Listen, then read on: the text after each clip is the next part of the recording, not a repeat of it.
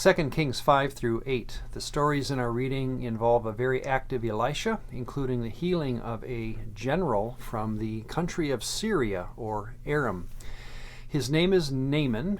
He is the commander of the army of the king of Syria, lives up in Damascus. And he and his wife, well, first of all, he has leprosy, suffering from a long-term bout, apparently, with leprosy. And he and his wife have a servant girl who was really a captured Israeli girl. And she told Naaman one day about the reputation of a holy man, didn't give his name, but she said there was a holy man down in Samaria, the capital of the northern kingdom of Israel, that could heal him of his leprosy. So, armed with a letter from his king, Naaman makes the trip down to Samaria. Elisha is his name. He is our prophet, and he was told of Naaman's visit. He sends a messenger out from his home to meet Naaman, and he tells him that the cure would be to go down to about a 20-mile walk down to the river Jordan and to wash 7 times, and that he would be healed. Well, that didn't appeal to Naaman on 2 levels. One, that Elisha didn't come to him in person and tell him this, but secondly, the Jordan River is a very slow-moving, muddy river, and just didn't appeal to him to do this. Well, his servants convinced him, go, let's do it, can't hurt.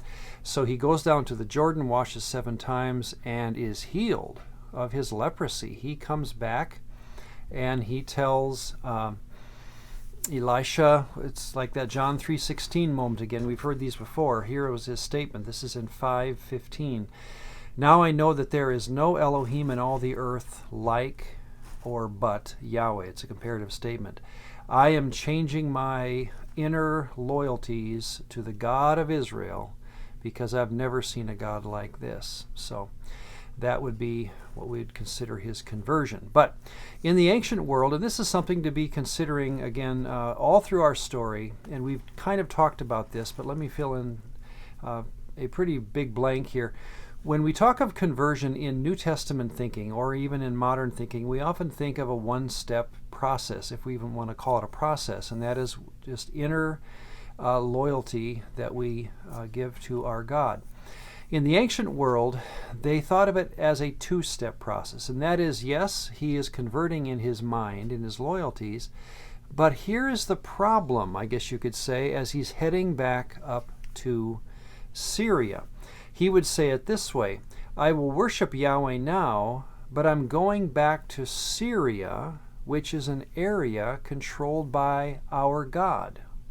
Let me introduce a term that is often used here, cosmic geography. What we mean by this is that in the ancient mind, gods controlled lands, areas. To be in or on a parcel of land was to be on that God's controlled area. That's why we think of a sacred precinct when it comes to a temple.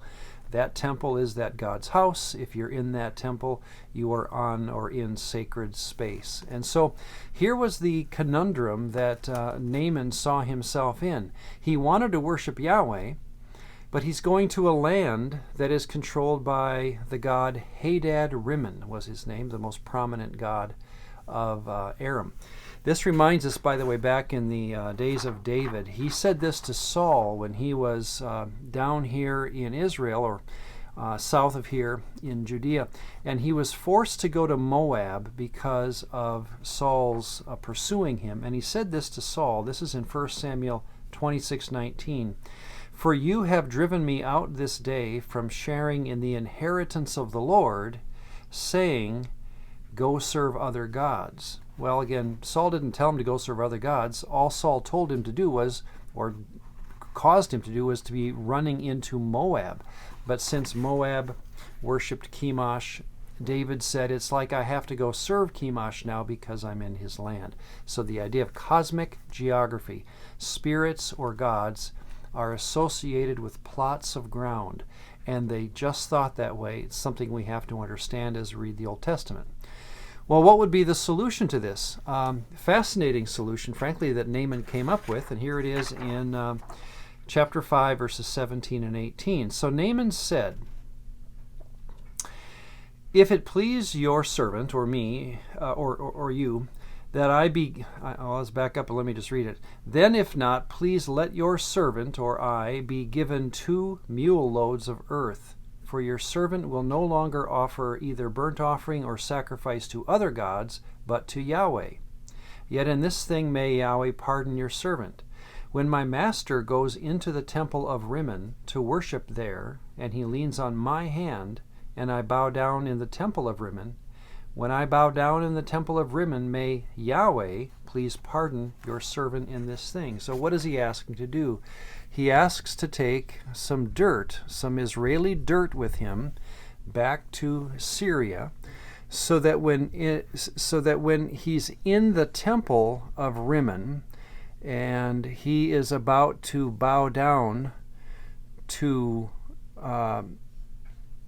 worship this God, because this is his home, he wants to be able, and what he seems to be saying is, I'm going to put that dirt on the ground and no one's going to know it. I'm going to put that dirt on the ground where I'm worshiping inside the temple of Rimmon, and when I do, may Yahweh be pleased to know that my heart is actually with him. I'm on his territory now, and I can really worship him. That's why it's a 2-step process, both in the heart of Naaman and now in the presence of his God, because he has his dirt.